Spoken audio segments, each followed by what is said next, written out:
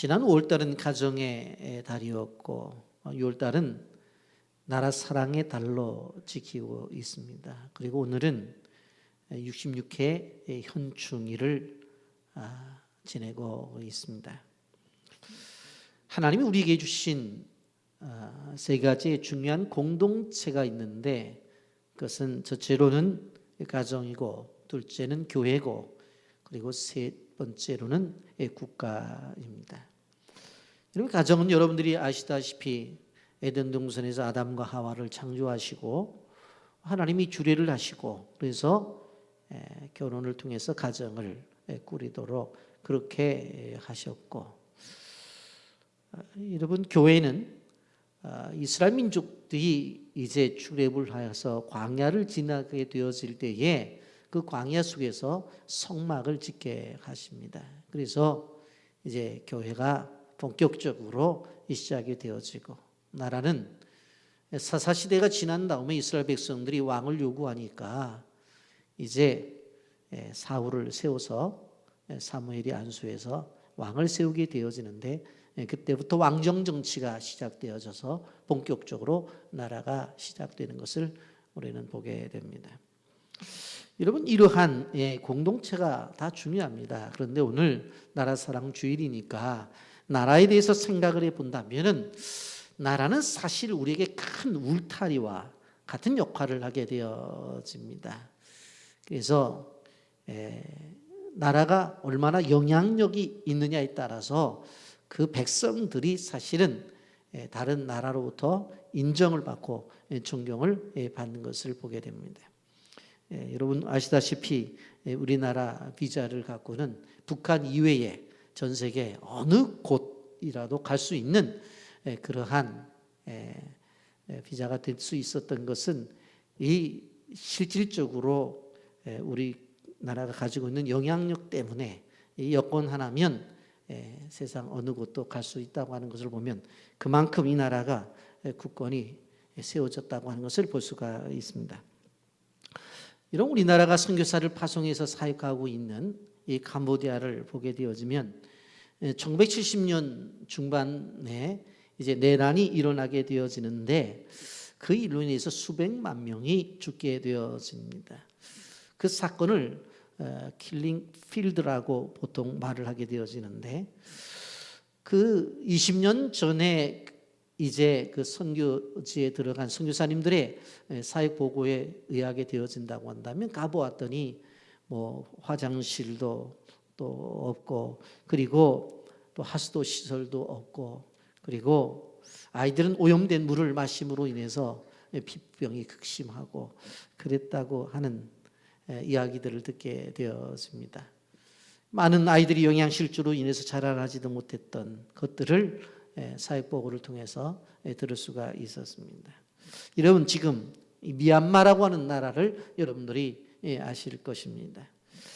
군사 쿠데타로 인해서 무고한 시민들이 군인들의 총에 의해서 죽거나, 그러나 많이 붙잡혀 심한 고문을 당하고 있는 것을 보게 되었습니다. 그래서 그 나라 사람들이 국제사회에 호소를 하면서 도와달라고, 그리고 미얀마 기독교인들이 기도를 또 해달라고 부탁을 하고 있는 것을 봅니다. 나라가 고통을 당하고 나라가 신음을 당하는 나라들이 세계 곳곳에 있는 것을 우리는 보게 됩니다. 여러분, 우리나라는 경제 대국으로 세계에서 10위를 다투고 있는 성공을 한 나라라고 이렇게 알려져 있습니다. 그래서 세상의 나라들은 우리나라를 선진국이라고 그렇게 이야기를 합니다. 나라 안에 있는 사람들은 그것을 인정하지 않으려고 하고 잘 모르지만 실질적으로 그것은 사실입니다. 경제적인 변형을 이루었고 동시에 민주화를 성취해낸 나라가 우리나라입니다. 문화적으로 봐서는 아시아에서 최강국임에 틀림이 없습니다. 여러분, 중국이나 일본이 따라올 수가 없습니다.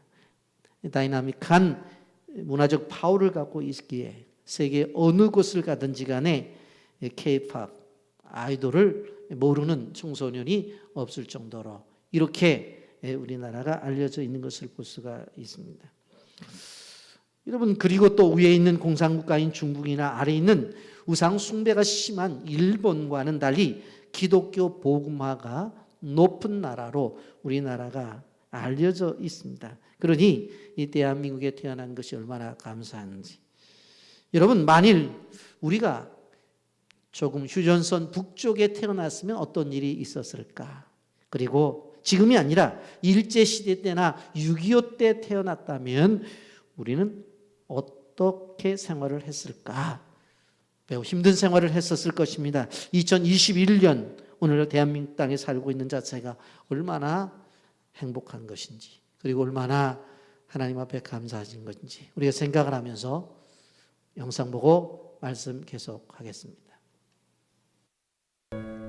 하나님은 우리가 하나님을 사랑하고 또한 이웃을 사랑하라고 말씀하셨습니다. 그래서 그리스도인은 하나님과의 관계를 이루지만 이웃과의 관계에서도 서로 사랑하며 살아가야 합니다. 만약 하나님을 사랑하지만 이웃은 사랑하지 않는다면 그것은 그리스도인의 바람직한 모습이 아닙니다. 왜냐하면 하나님을 사랑하는 사람은 서로 사랑하라는 하나님의 말씀에 순종하기 때문입니다. 성경에는 하나님을 사랑하며 이웃을 사랑했던 많은 믿음의 선배들이 있습니다. 그들은 자기 자신만을 위해 살지 않았습니다. 그들은 하나님을 사랑하면서 자기 나라와 민족을 사랑하는 본을 보여주었습니다. 먼저 모세를 볼까요? 모세는 광야에서 이스라엘 자손들이 불순종하는 죄를 지을 때 하나님 앞에 엎드려 간절히 기도했습니다. 느헤미야는 예루살렘 성이 무너졌다는 소식을 듣고 음식을 먹지 않고 기도했습니다. 그리고 직접 예루살렘까지 가서 무너진 성벽을 건축했습니다. 모세와 느헤미야 모두 하나님 앞에서 경건하게 살았지만 자기 민족의 죄악을 보고 이를 외면하지 않았습니다. 그들은 나라를 사랑하는 마음을 가지고 하나님 앞에 우리 민족이 회복되길 간절히 기도했습니다. 솔로몬은 성전 봉헌식을 하면서 백성들을 위해 하나님께 기도했습니다. 하나님은 솔로몬의 기도를 들어주셨습니다. 그리고 이렇게 말씀하십니다. 내 이름으로 일컫는 내 백성이 그들의 악한 길에서 떠나 스스로를 낮추고 기도하여 내 얼굴을 찾으면 내가 하늘에서 듣고 그들의 죄를 사하고 그들의 땅을 고칠지라. 모세와 느헤미야 그리고 솔로몬을 비롯한 수많은 믿음의 선배들이 우리에게 보여주는 모습은 무엇입니까? 자기 나라와 민족을 끌어안고 기도하며 사랑을 실천하는 것입니다. 자기 나라에 대해 관심을 가지고 이 땅 가운데 하나님의 나라가 회복되길 소망하는 것입니다. 현재 나의 기도는 어디에 머무르고 있나요? 혹시 나의 기도가 여전히 자신과 가족에게만 머물러 있다면 이제는 좀 더 나아가 나라와 민족을 위해 기도하길 원합니다.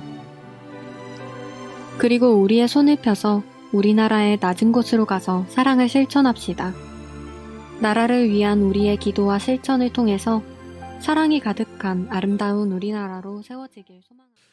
오늘의 본문은 남쪽 유다 왕 제4대 왕이었던 요사밧 시대를 배경으로 우리는 말씀을 하고 있습니다. 여러분, 요사밧의 행적에 관해서는 역대하 17장에서부터 20장까지 기록이 되어 있음을 봅니다.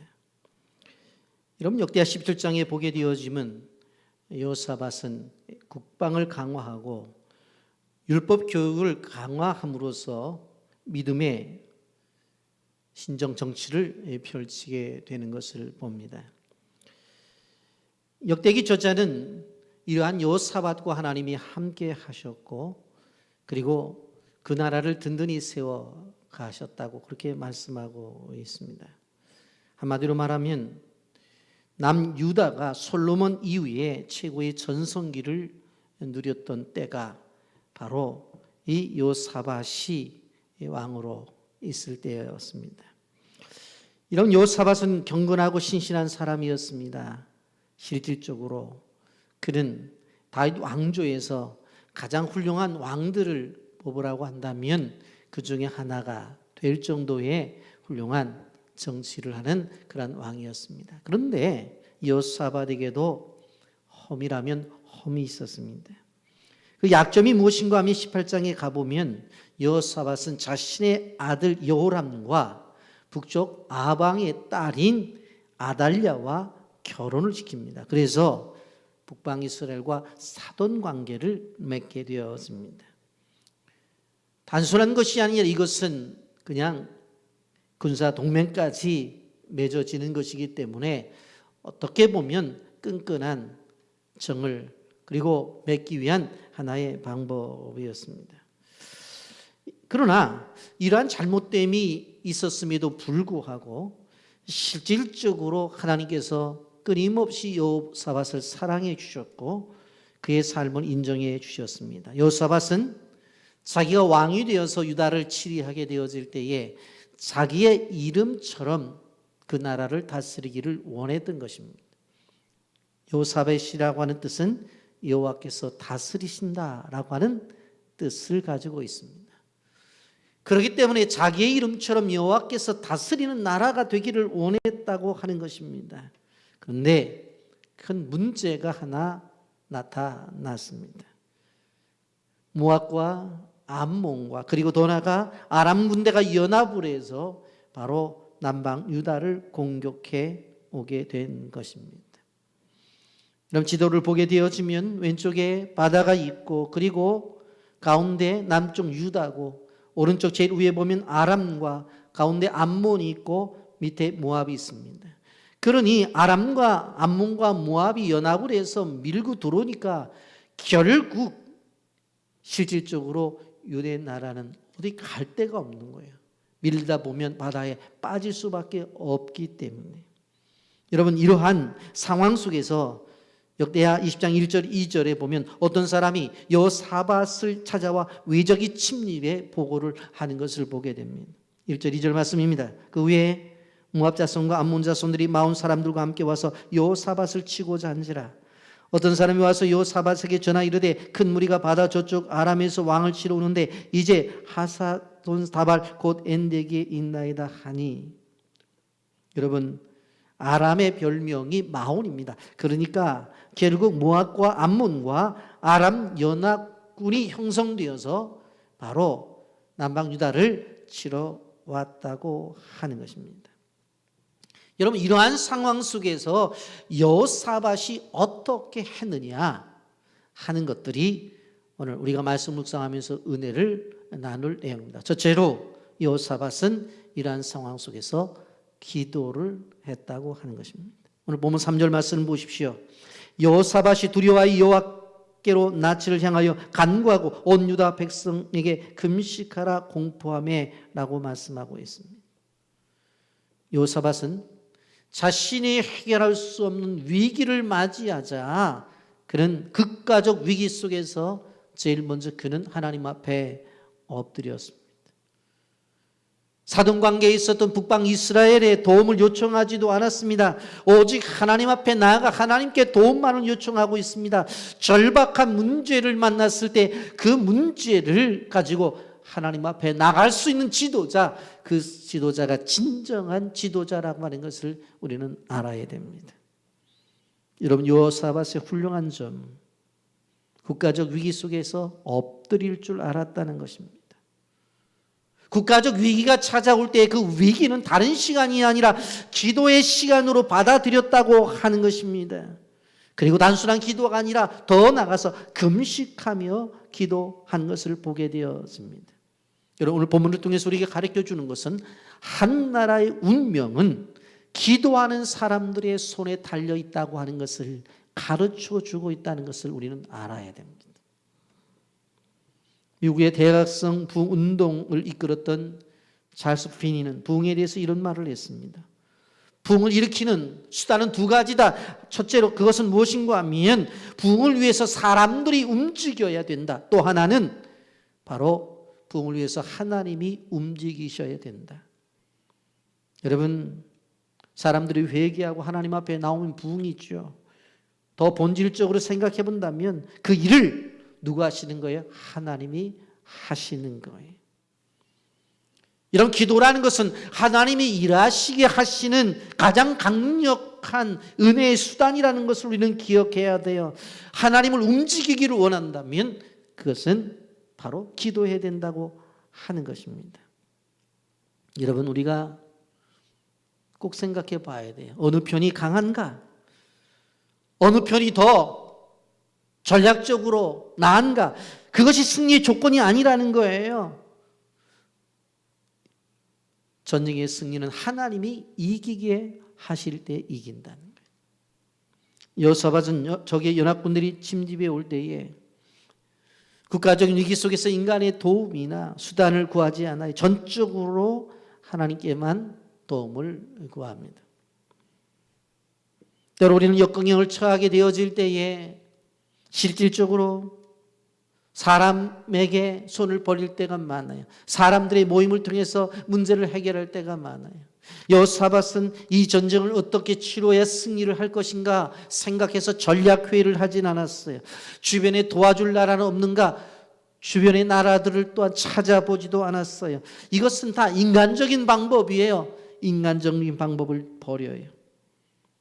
자신의 생각을 비워요. 오직 두 손을 모아서 하나님 앞에 기도만 하고 있는 것입니다. 여러분, 성경은 무엇을 이야기하고 있습니까?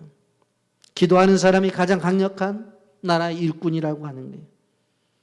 기도할 때 그 나라의 미래 운명과 그리고 앞길이 바뀌어진다고 하는 것을 성경이 말하고 있습니다. 우리 그렇다고 한다면 기도를 했다고 했는데 기도자의 모습을 좀 보기를 원합니다. 3절과 4절 말씀에 보면 여호사밧이 두려워하여 여호와께로 낯을 향하여 간구하고 온 유다의 백성에게 금식하라 공포하며 유다 사람이 여호와께 도우심을 구하려 하여 유다 모든 성읍에서 모여와서 여호와께 간구하더라. 여기에 보면 두려워했다고 그러고 있어요. 그런데 두려울 때에 기도했다고 했는데 이 본문은 네 가지의 모습을 보여주고 있습니다. 첫째로는 여호와께 낯을 향했다라고 말을 해요. 방향성을 이야기하는 것입니다. 여러분, 분명코 여호사밧이 두려워했다고 그랬죠. 여러분, 두려움이라고 하는 것은 어둠이에요. 그러면 어둠을 밝힐 수 있는 것은 무엇입니까? 빛이에요. 빛 대신 그 주님이 나타나시면 우리 속에 있는 어둠은 순간적으로 사라져 버린다고 하는 것입니다.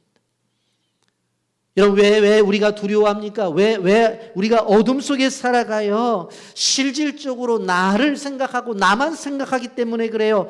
여러분, 나를 묵상하지 마세요. 주님을 묵상하세요. 주님을 바라보시라고요. 그러면 바로 우리 속에 있는 어둠이 순간적으로 사라져 버려요. 우리는 땅을 딛고 살아가는 존재지만 땅의 사람이 아니라 하늘의 사람이에요. 우리가 하나님 앞에 기도할 때 겸손함을 나타내기 위해서 무릎을 꿇고 엎드려 기도하는 것이 통상적으로 상식화되어져 있고 우리의 습관화가 되어져 있습니다. 그러나 어느 한순간에 하나님을 바랄 때에 고개를 들고 하늘을 쳐다보고 하나님을 바라보며 하나님의 이름을 부르며 기도하는 기도도 필요하다는 것을 우리는 기억해야 돼요.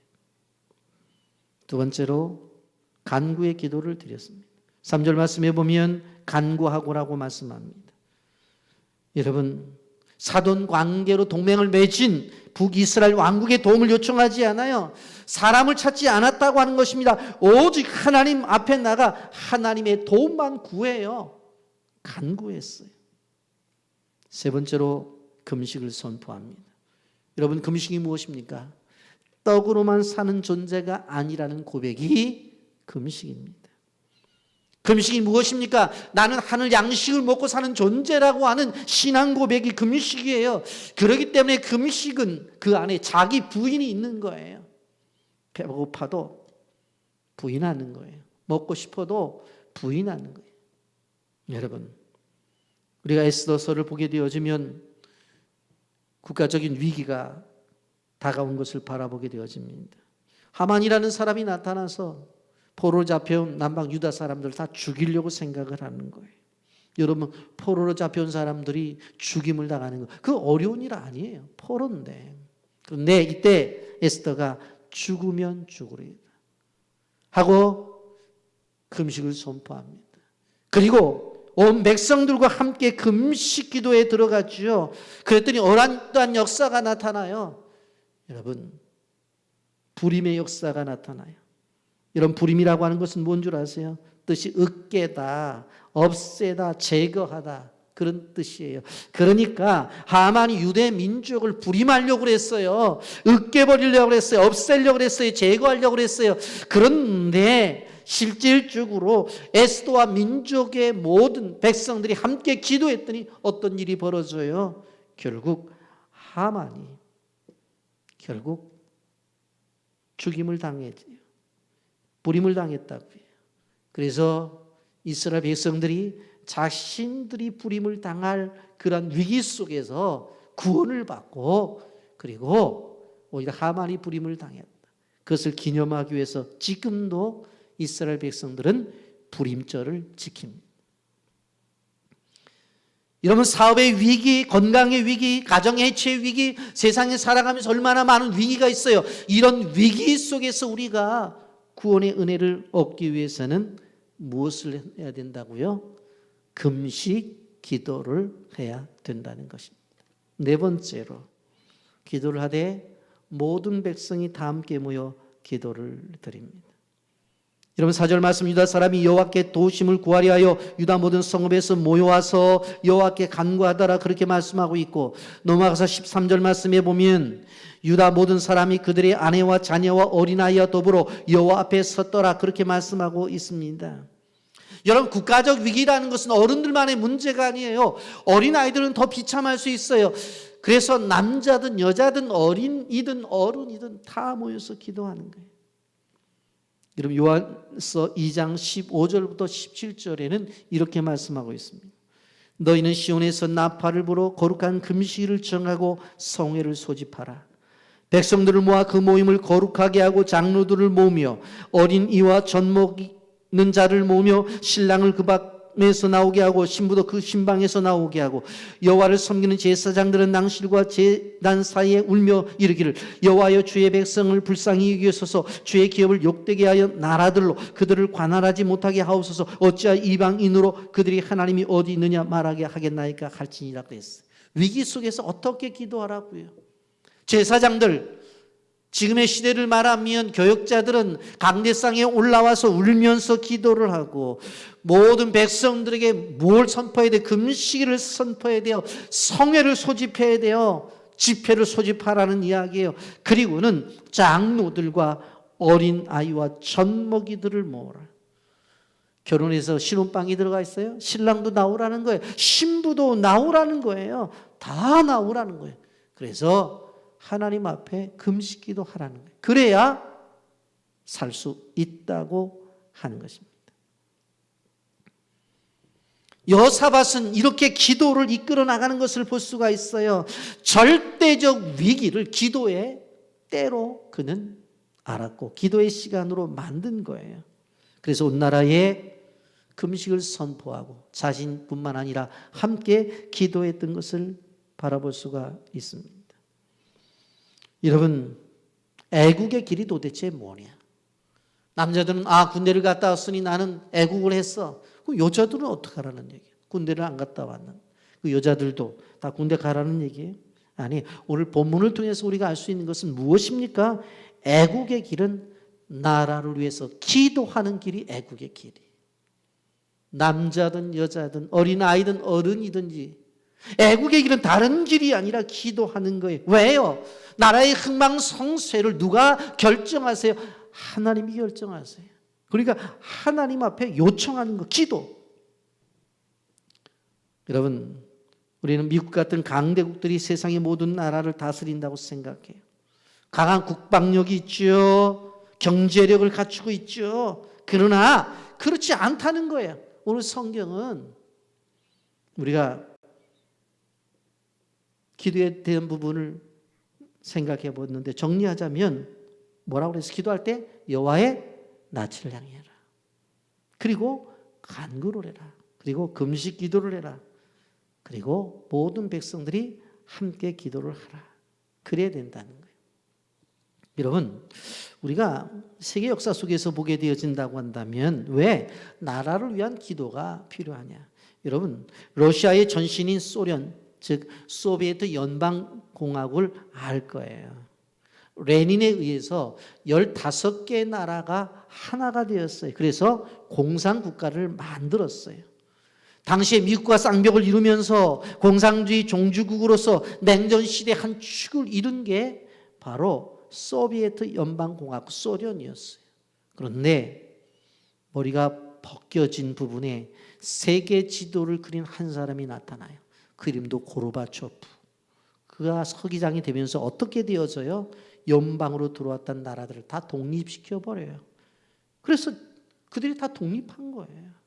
그리고는 지금은 바로 러시아라는 나라로 그 나라는 존재하는 것을 볼 수가 있습니다.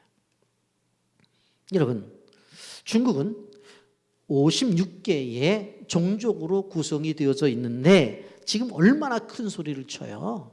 그런데 여러분, 하나님이 손을 들어서 한번 흩어버리려고 작정하시면 한순간에 이 중국이라고 하는 한 나라가 56개의 나라로 흩어질 수도 있다는 걸 알아야 돼요. 그리고 우리가 소비에트 연방공화국을 통해서 경험한 거잖아요. 여러분, 우리가 믿는 하나님이 어떤 하나님이에요? 위대하고 전능하신 하나님인데 그 하나님은 온 세상을 지배하시는 하나님이에요. 해결지 못할 일이 없어요. 그렇기 때문에 우리가 어떻게 된다고요? 애국하는 길이 기도하는 길이다. 기도를 통해서 애국자가 되기를 예수님의 이름으로 축복합니다. 아멘. 기도를 했더니 하나님이 말씀을 주셔요. 말씀을. 여호사밧과 유다 모든 백성들이 하나님 앞에 나와 기도할 때에 야시엘이라고 하는 사람을 보내주셔서 말씀을 주셔요. 15절 상반절에 보면 야시엘이 이르되 온 유대와 예루살렘 주민과 여호사밧 왕이여 들을지어다 하면서 이렇게 말씀을 전하고 있는 것을 볼 수가 있습니다. 여러분, 사람들은 어려움을 당하게 되었을 때 누가 도와줄 것인가, 어떤 방법으로 하면 될 것인가, 그런 생각을 했다고 그랬죠. 그런데 그러지 않고 기도를 했더니 하나님이 그냥 말씀을 주셔요. 사람을 찾아가서 어떻게 했으면 좋겠습니까? 그 사람의 말을 들을 수도 있죠. 그리고 이 방법을 어떻게 했으면 좋을까? 또 모여서 전략회의도 할 수 있겠죠. 그런데 그러지 않고 기도했더니 하나님이 그냥 직접 말씀을 주셔요. 말씀을 주셔요. 역대하 20장 15절부터 17절 말씀까지를 봅니다. 길지만 제가 말씀을 읽을 때 잘 여러분들 화면과 또 여러분이 가지고 있는 성경책을 통해서 한번 보시길 바랍니다. 야시엘이 이르되 온 유대와 예루살렘 주민과 여호사밧 왕이여 들을지어다. 여호와께서 이같이 너희에게 말씀하시기를 너희는 이 큰 무리로 말미암아 두려워하거나 놀라지 말라. 이 전쟁은 너희에게 속한 것이 아니요 하나님께 속한 것이니라. 내일 너희는 그들에게 내려가라. 그들이 시스 고개로 올라올 때 너희가 골짜기 어구 여루엘들 앞에서 그들을 만나려니와 이 전쟁에는 너희가 싸울 것이 없나니 대열을 이루고 서서 너희와 함께한 여호와가 구원하는 것을 보라. 유다와 예루살렘아 너희는 두려워하지 말며 놀라지 말고 내일 그들을 맞서 나가라. 여호와가 너희와 함께하리라 하셨느니라 하매. 그렇게 말씀해요. 여기에 보면 15절과 17절에 두 번에서 반복되는 말씀이 있죠. 이 큰 무리로 말미암아 두려워하거나 놀라지 말라. 두려워하거나 놀라지 말라를 반복하고 있고 이 전쟁은 너에게 속한 것이 아니요 하나님께 속한 것인 거라는 것을 반복적으로 이야기하는 것을 볼 수가 있어요. 그리고는 17절에 뭐라고 말해요? 너희는 가만히 있어서 너희와 함께한 여호와가 구원하는 것을 한번 보라고 그렇게 말씀하고 있는 것을 봅니다. 여러분, 모압과 암몬과 아람을 중심으로 한 군대가 아무리 세력이 크다 할지라도, 아무리 세력이 숫자가 많다 할지라도 전혀 두려워하거나 놀라지 말아라. 이 전쟁은 너의 전쟁이 아니라 나의 전쟁이다. 그렇게 말씀하고 있습니다. 여러분, 우리가 기억하면서 오늘 꼭 우리가 알아야 될 것이 무엇인가 하면 우리의 인생의 삶 속에서도 수많은 어려운 일들이 다가오죠. 소위 문제라는 게 다가와요. 그런데 그 어려운 일들을 어떻게 해야 되는 줄 아세요? 나타날 때 기도하세요. 그래서 이것을 나의 문제가 아니라 하나님의 문제로 바꾸어 버려요. 내 일이 아니라 하나님의 일로 바꿔야 된다고 하는 거예요. 그러면 정작 이것이 하나님의 일이 되어져 버리면 나는 가만히 있어서 하나님이 행하시는 일들을 보기만 하면 되는 거예요. 여러분, 다윗과 골리앗의 싸움, 우리가 인간적으로 생각해 볼 때 어떻게 느낄 수가 있어요? 골리앗이 이기는 싸움에 골리앗 앞에 서 있는 다윗은 약하고 초라한 그러한 아이에 불과했어요. 그런데 소년 다윗은 무서워하지를 않아요. 왜냐하면 다윗 신까지 경험한 하나님을 그는 알고 있었고, 그리고 그는 그 하나님을 믿었기 때문에 그래요. 수많은 사람들 골리앗이 가지고 있는 칼과 긴 창과 그가 가지고 있는 그의 몸에 두려워했습니다마는 그는 하나님을, 그리고 그분의 이름을 가지고 나가요. 사무엘상 17장 45절에 다윗이 블레셋 사람에게 이르되 너는 칼과 창과 단창으로 내게 나오니거니와 나는 만군의 여호와 이름 곧 내가 모욕하는 이스라엘 군대의 하나님의 이름으로 내게 나오니. 여러분, 세상 사람들은 힘의 철학을 가지고 나가요. 그리고 힘으로 문제를 해결하려고 하여 성경은 그렇게 말하지 않아요. 그래서 칼을 의지해요. 그래서 창을 의지해요. 여러분, 우리는 기억해야 돼요. 우리와 함께 하시는 하나님이 어떤 하나님이에요? 다윗과 함께 하셨던 하나님임을 우리는 알아요. 홍해 앞에 있는 이스라엘 민족들을 바라보세요. 그들은 그 홍해를 건널 수 있는 능력 없는 종족이었어요. 그런데 하나님이 뭐라고 말씀하셨어요? 이제 그 앞에서 여호와께서 너희를 향해서 행하시는 구원을 보라는 거예요. 홍해가 갈라졌어요. 그들은 건넜어요. 뒷쫓아오던 애국 군대는 다 그 안에서 추중해서 죽고 말아요. 여러분, 우리는 기억해야 될 것이 무엇입니까? 우리의 삶 속에서 국가의 문제든 가정의 문제든 교회 문제든 개인의 문제든 어떠한 것이든지 간에 꼭 기억해야 될 것이 뭐냐? 하나님의 말씀을 듣는 거예요. 그래서 그 길을 열어야 되는 거예요. 기도하는 사람에게는 하나님이 말씀을 주셔요. 그 말씀을 들어야 된다는 거예요. 여러분, 그러니까 이 말씀 듣는 시간이 얼마나 중요한지 몰라. 어떤 문제가 있을 때 하나님 앞에 이렇게 기도해야 돼. 말씀을 주십시오. 말씀을 주십시오. 여러분, 그러면서 또 한 단계 나가서 우리가 알 수 있는 것은 예배로 영광을 돌리는 것입니다. 역대하 20장 18절 말씀에 보면 여호사밧이 몸을 굽혀 얼굴을 땅에 대니 온 유대와 예루살렘 주민도 여호와 앞에 엎드려 여호와께 경배하고 그렇게 말씀하고 있습니다. 여러분, 이 행위는 뭐예요? 이스라엘 백성들의 믿음의 태도고 이것은 순종의 자세인 것을 볼 수가 있어요.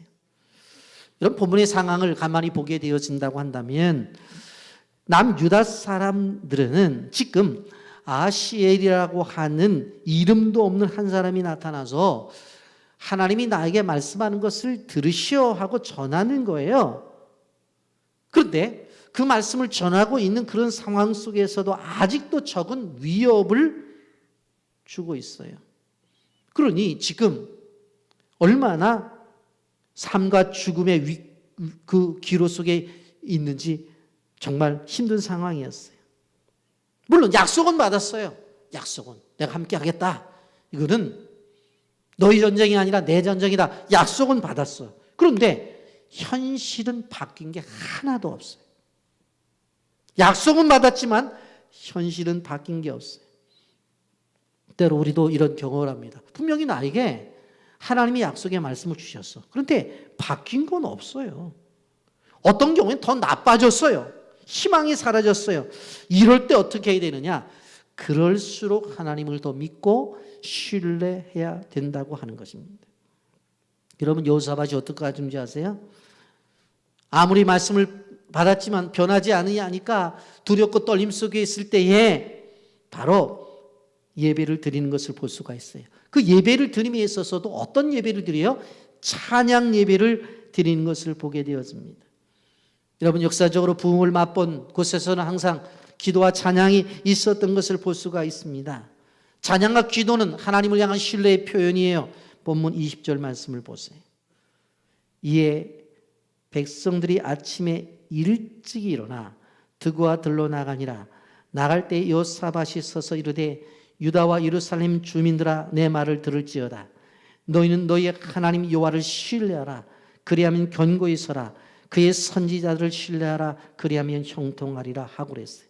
아침에 일찍 일어났어요. 아침에 일찍 일어나서 이제 전쟁을 하러 나가는 거예요. 전쟁을 하러 나가는데 뭐라고 얘기하는 줄 아세요? 여호와를 신뢰하라. 그리하면 견고히 서리라. 그의 선지자들을 신뢰하라. 그리하면 형통하리라 그랬어요. 이 기절이 무지하게 중요한 기절이에요. 왜냐하면 신뢰하라라고 하는 히브리 원어가 아멘이에요. 아멘. 우리의 번역본에는 여호와를 신뢰하라, 선지자들을 신뢰하라 그렇게 되어 있지만 원어 성경에는 여호와를 아멘하라, 선지자를 아멘하라 그렇게 되어져 있어요. 여러분, 아멘이라는 뜻이 뭐예요? 진실로, 참으로 그렇게 되기를 원한다 그런 뜻이잖아요. 그게 무슨 얘기냐면 지금 현재 이 전쟁 속에서 지금 연합군이 쳐들어올 때 아침에 일찍이 일어나서 이제 이스라엘 백성들을 향해서 나가라고 그렇게 이야기하면서 이미 들은 말씀에 대해서 여호사밧은 확인을 시켜주고 있는 거예요. 여호와를 신뢰하라. 선지자들을 신뢰하라. 여호와를 아멘해라. 그건 이해가 돼요. 그런데 선지자를 아멘하래요. 우리가 생각해 보면요, 아시엘이라고 하는 사람은 그렇게 유명한 사람이 아니에요. 인정받는 사람이 아니라고. 무명의 사람이에요. 그런데 그 사실에 대해서 아멘하라는 거죠. 이미 들은 말씀을 아멘하라는 거예요. 여러분, 제가 말씀을 전합니다마는 목사님 저를 향해서 사실 죄송합니다. 제가 볼 것이 있어요. 저를 본다고 한다면 뭘 보는 거예요? 제 입에서 나오는 말씀을 듣는 거예요. 여러분, 그런데 이러한 모습으로 나가면서 여기 보면 19절에 이렇게 말합니다. 여러분, 그앗 자손과 고라 자손에게 속한 레위 사람들은 서서 심히 큰 소리로 이스라엘 하나님 여호와를 찬송하니라 그렇게 말하면서 실질적으로 전쟁을 하면서 우리가 도무지 이해가 되지 않는 그런 모습이 나타나요. 21절부터 23절까지 제가 읽어드립니다. 백성과 더불어 의논하고 노래하는 자들을 택하여 거룩한 예복을 입히고 군대 앞에 상진하여 여호와를 찬송하고 이르기를 여호와께 감사하세 그의 인자하심이 영원하도다 하게 하였더니 그 노래와 찬송이 시작될 때에 여호와께서 복병을 두어 유다를 치러 온 암몬 자손과 모압과 세일산 주민들을 치게 하심으로 그들이 패하였으니 곧 암몬과 모압 자손이 일어나 세일산 주민들을 쳐서 진멸하고 세일 주민들을 멸한 후에 그들이 서로 쳐 죽였더라. 이게 무슨 얘기인가 하면 군대가 나가게 되어지는데 군사들 앞에 제일 앞에 찬양대를 세우는 거예요. 그런데 거룩한 예복을 입혔다고 하니까 가운을 입힌 거예요. 가운을 입히고 군대 앞에서 행진하게 하는 거예요. 그러면서 그 찬송가의 가사가 뭐예요? 여호와께 감사하세 그의 인자심이 영원하다는 거예요. 여러분 생각을 해보세요. 전쟁을 하는데 제일 앞에 정말 그 칼을 제일 잘 쓰는 사람 또 창을 제일 잘 쓰는 사람 그런 사람을 제일 앞에 두어야 될 거잖아요. 그런데 그렇게 하지 않고 찬양대를 세워요. 그리고 또 이해가 되지 않는 게 뭐예요? 지금 전쟁이 끝나면 감사를 하겠죠. 그런데 그렇게 하지 않고 지금 전쟁이 시작도 안 했는데 감사한다고 그렇게 고백을 하고 있어요. 그러고 나갔더니 중요한 게 뭔지 아세요? 22절에 그 노래와 찬송이 시작될 때 찬송이 딱 시작되어지니까 소위 말해서 에돔과 암몬 이 족속들 이들이 치고 올라갈 때 세일산 주변에 있었던 그 지역에 살고 있는 사람들하고 전쟁이 붙었어요. 이스라엘 사람하고 전쟁이 붙은 것이 아니라. 그리고 그들과 싸워가고 지지고 볶고 거기서 싸워가고 거기서 다 죽어버린 거예요. 여러분 생각을 해보세요. 어느 세계 전쟁사에서 이런 유래를 찾아볼 수 있는가? 전쟁에 나가면 최정예 부대가 나가야 되었습니다마는 찬양대를 앞세워서 나간다는 것은 상식에 벗어난 일이에요. 모압과 암몬과 아람 연합군도 생각해 볼 때 어이가 없었을 거예요. 전쟁을 온다고 하는데 가만히 보니까 제일 앞에 가운 입은 성가대가 나오는 거예요. 저 뭐 하는 짓이야 저게? 도대체 뭐 하는 짓이야?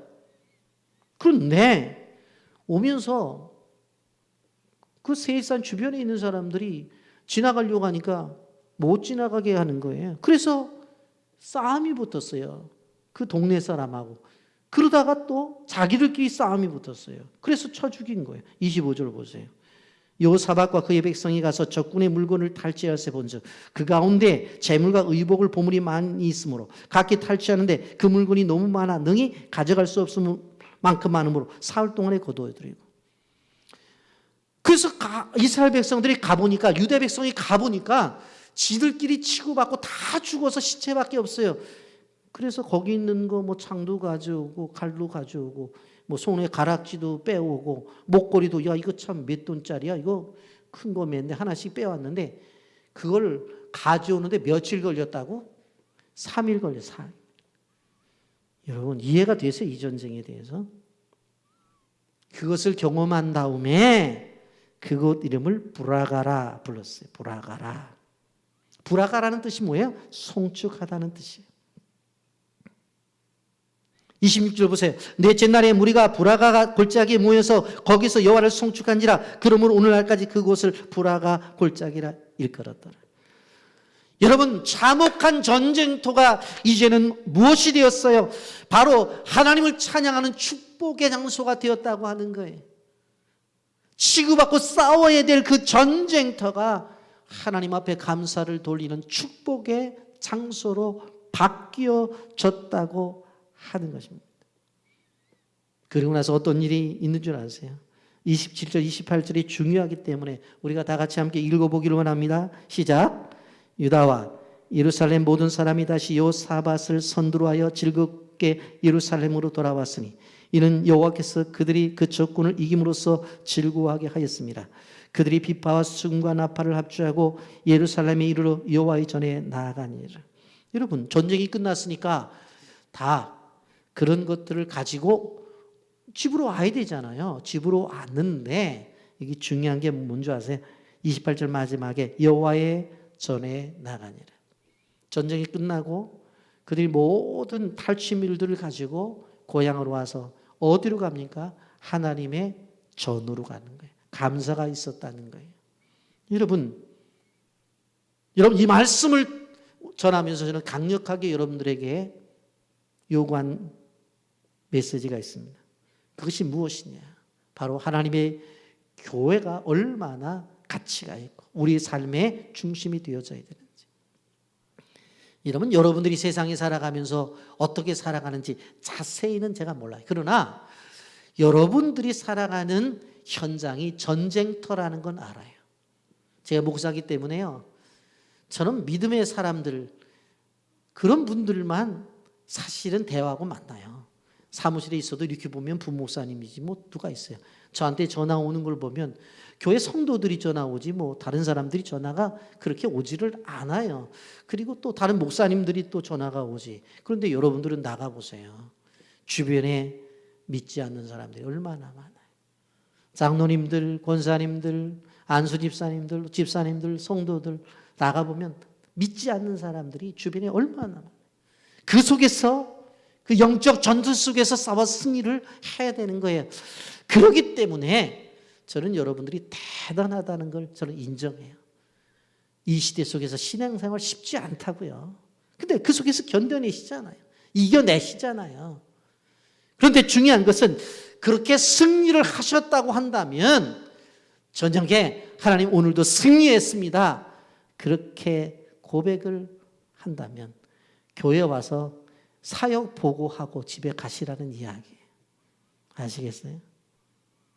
저는 이 부분에 대해서 이제 앞으로 교회를 이전하게 되면 아주 강력하게 요청을 할 거예요.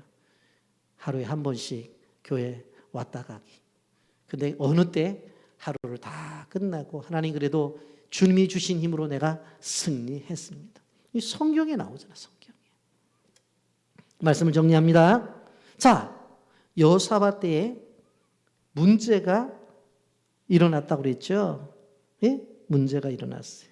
모압, 암몬, 아람 군대가 연합해서 문제가 일어났어요. 그러니까 그 문제가 일어났을 때 제일 먼저 한 게 뭐라고요? 기도를 했어요. 기도를 했더니 말씀을 주셔요.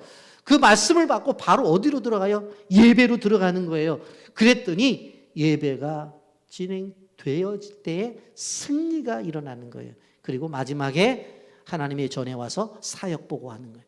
여러분, 이 본문 꼭 이 부분을 꼭 기억하셔야 돼요. 문제가 나타나면 뭐 해라? 기도해라. 기도하면 무엇 주신다? 말씀 주신다. 그 말씀 받으면서 우리 뭐 한다? 예배 드려야 된다. 예배를 드리면 승리를 주신다. 승리를 맛본 사람들은 하나님의 전에 나가서 감사의 보고를 드려야 된다.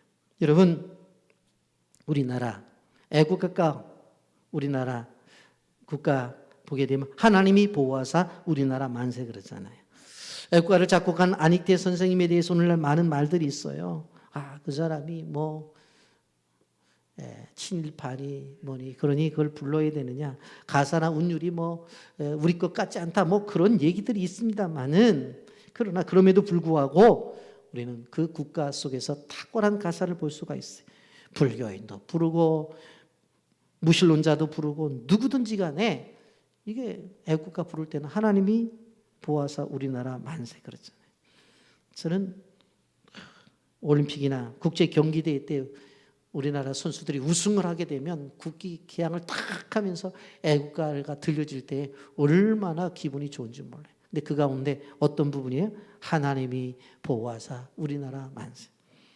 여러분, 한 번은 우리 선교대학원 학생들하고 우리 비전 캠프에 참여하러 우리 필리핀에 갔었는데 그 학생 가운데 한 분이 그러시더라고. 거기 가면 우리가 연합 예배를 드릴 때 필리핀 국가도 부르고 우리나라 국가도 부르거든요.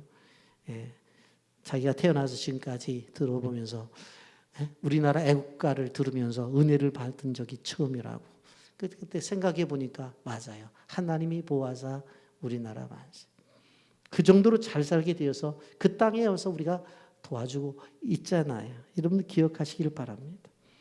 하나님이 보호하실 때만 여호사밧 왕처럼 승리를 맛볼 수가 있다는 것을 기억해야 되는 거예요.